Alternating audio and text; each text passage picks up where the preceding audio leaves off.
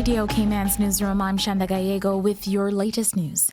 Cayman's school teachers are given words of encouragement and inspiration as they're welcomed back to local schools for the 2021-2022 academic school year. As you heard live right here on Radio Cayman this morning, hundreds of educators were greeted by top education officials at the annual Education Professionals Welcome event at John Gray Gymnasium. Ministry of Education Chief Officer Sotonia Cacho. Thank you, returning educators, for renewing your commitment to molding our nation's children into our future leaders. Thank you, new teachers, for answering the call to serve in this vital role as we aim to enhance teaching and learning in our schools and provide our more than 5,000 students with a world-class education.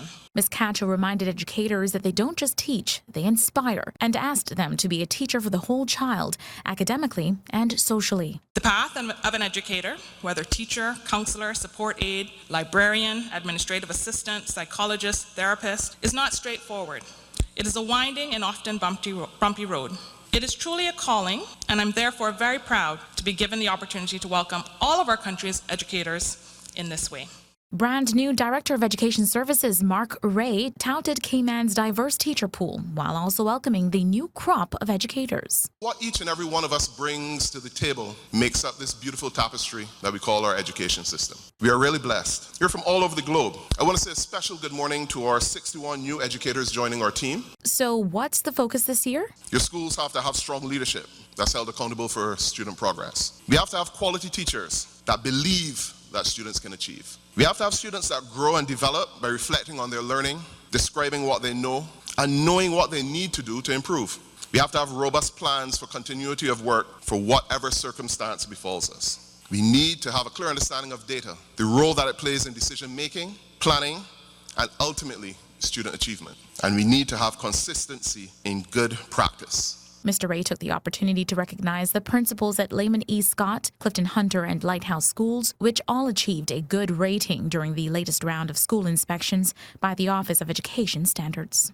While celebrating Cayman's teachers this morning, both the Premier and the Governor took the opportunity to remind the country that COVID-19 is still a very real threat for Cayman's children and the community at large. The ability for us to meet today and attend this annual Teachers Welcome Back is a testimony to how successful we have been in the Cayman Islands in keeping COVID-19 at bay. As you heard live on Radio Cayman, the Honourable Wayne Panton told educators one of the reasons his government has delayed the reopening of the borders to visitors is to make it easier for schools to reopen and give teachers the ability to start off the year on a positive note with no community spread scares. But we all know that once our borders are open, we will have COVID in our communities. But this government, I want you to know, is prepared to deal with this and to protect you and your students as much as possible. But all of us have the ability to help as well. If you have not yet taken your COVID-19 vaccination, I implore you to do so. His Excellency the Governor Martin Roper echoed those sentiments. You just look at the UK at the moment. They've had a really tough time, but they've actually got it under control. We're still seeing cases, we're still seeing deaths, 100 a day is terrible, but nothing like what it was. But the difference is the vaccine. And the people who are now in UK hospitals seriously ill or dying are under 50. A lot of them are young adults, and they're people who are not vaccinated. The Governor says there are several thousands of unused vaccines left in the Cayman Islands, and the UK will not send any more if the country doesn't use what it has, which will expire in a few months. The PACT government says it is committed to improving the state of the public education system. Education from the first meeting was made a priority by this government, and it has made my life so much easier. Speaking at this morning's event, Minister for Education, the Honourable Juliana O'Connor Connolly says much has been done to provide for local students and teachers, including the distribution of teacher computers, student laptops, and access to internet for both groups. And more is on the way. Some parents, especially since advent of COVID, were having financial challenges in meeting the requirements for school lunches, especially when you have more than one child. So the PAC government considered and financed for all of our primary public schools to have free breakfast, free snacks, and free lunch, and they must be nutritious.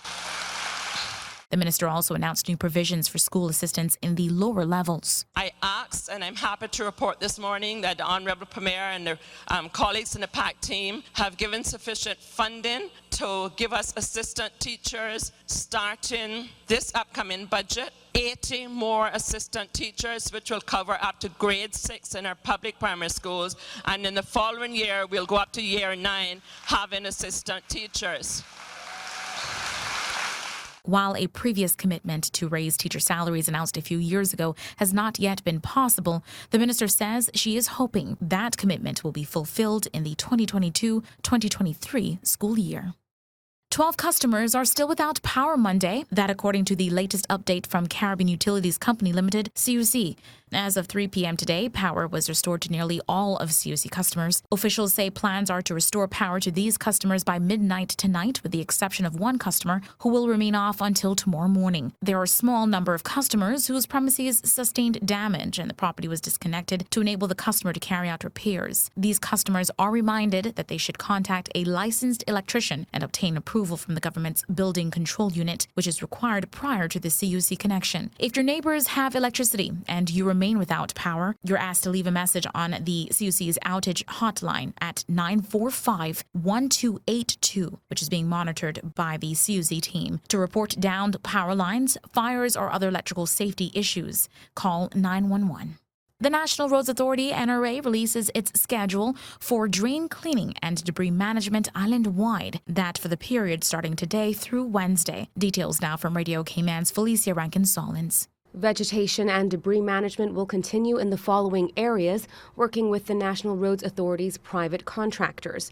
In East End, the road to Mental Health Facility and Radar Basin, John McLean Drive, Broadleaf Close, Java Lane, Survivors Road, Farm Road, Micah Drive, Quantum Drive, Skipwith Link, Welcome Way, and Fiddler's Way. For North Side, Rum Point Drive, Hutland Road, Tidy Man Lane, Niceville Lane, Friendly Lane, Uncle Bert Lane, Sandstone Drive, Wayland Avenue, Dewberry Link, and Briardale Road. For the District of Bodden Town, Central Bodden Town Main Road, Mance Road, Monument Road, Majal Road, Cumber Avenue, Gun Square Road, Daffodil Street, and Belford Drive.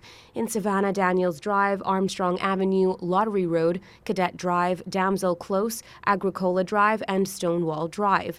In Georgetown, Esterly Tibbetts Highway, West Bay Road, Soto Lane, Jasmine Lane, Rock Cave Drive, Midsummer Drive, Sunblaze Drive, Fossil Link, and Azure Drive. In West Bay, Conch Point Road, Birch Tree Hill Road, Barnett Close, Swallow Road, Tulip Close, Captain Joe and Osbert Road, Cinder Lane, Boreal Street, Firewood Close, Aurora Drive, Australis Drive, Viewpoint Lane, and Parkview Crescent. For Radio Cayman News, I'm Felicia Rankin-Solins. If you have any queries, you can contact NRA's main line at 946-7780 or email nra@nra.ky.